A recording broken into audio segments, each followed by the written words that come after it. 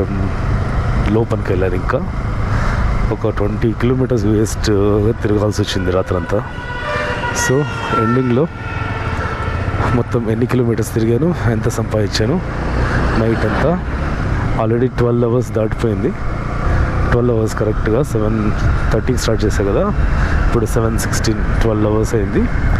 So 12 hours ఇంకా 1 or 2 hours extra చేస్తాను అనుకుంటా. ఈరోజు ఆఫ్ కాబట్టి సాటర్డే.